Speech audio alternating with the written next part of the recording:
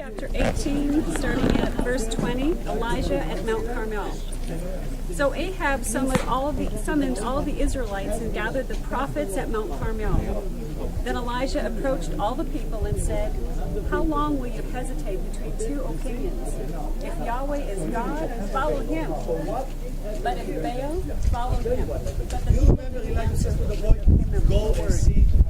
Then Elijah said to the people, "I am the only remaining prophet of the Lord, but Baal's prophet are 450 men.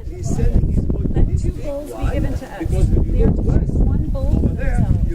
Cut it into pieces and place it on the wood, but not like the fire. I will prepare the other bull and place it on the wood, but not like the fire. Then you call on the name of your God, and I will call on the name of Yahweh. The God who answers with fire, he is God." All the people answered, "That sounds good." Then Elijah said to the prophets of Baal, "Since you are so numerous, choose for yourselves 1 bull and prepare it first. Then call on the name of your God, but don't light the fire."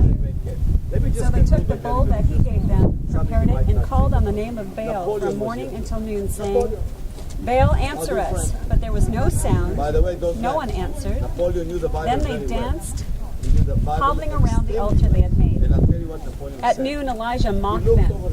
He said, "Shout loudly, for he's a god. Maybe he's thinking it over. Maybe he's wandered away.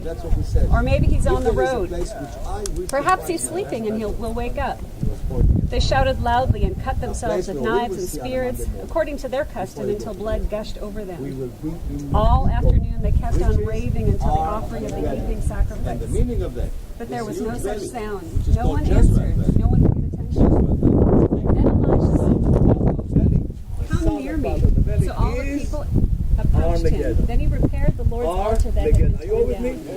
Elijah took 12 stones, according to the number of the tribes of the sons of Jacob, to whom the word of the Lord has come, saying, "Israel will be your name." And he built an altar with the stones in the name of Yahweh. Then he made a trench around the altar, large enough to hold about 4 gallons. Next, he arranged the wood, cut up the bowl, and placed it on the wood. He said, "Fill 4 water pots and water, and pour it on the offering to be burnt on the wood." Then he said, "A second time." And they did it a second time. And then he said, "A third time." And they did it a third time. So the water ran all around the altar. He even filled the trench with water. At the time of offering the evening sacrifice, Elijah, the prophet, approached the altar and said, "Yahweh, God of Abraham, Isaac, and Israel, today let it be known that you are God in Israel, and I am your servant. And at your word, I have done all these things. Answer me, Lord, answer me, so that the people will know that you, Yahweh, are God, and that you have turned their hearts back." Then Yahweh's fire fell and consumed the burnt offering, the wood, the stones, and the dust, and it licked up the water that was in the trench. When all the people saw it, they fell face down and said, "Yahweh, he is God. Yahweh, he is God." Then Elijah ordered them, "Seize the prophets of Baal. Don't let even one of them escape." So they seized down, and Elijah brought them down to the Wadi Kishon and slaughtered them there.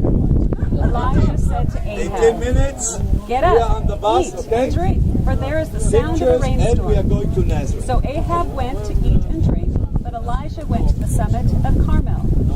He bowed down on the ground and put his face between his knees. Then he said to his servant, "Go up and look towards the sea."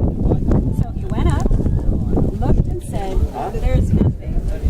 7 times Elijah said, "Go back." On the 7th time he reported, "There's a cloud as small as a man's hand coming from the sea." Then Elijah said, "Go and tell Ahab, get your chariot ready and go down so the rain doesn't stop you."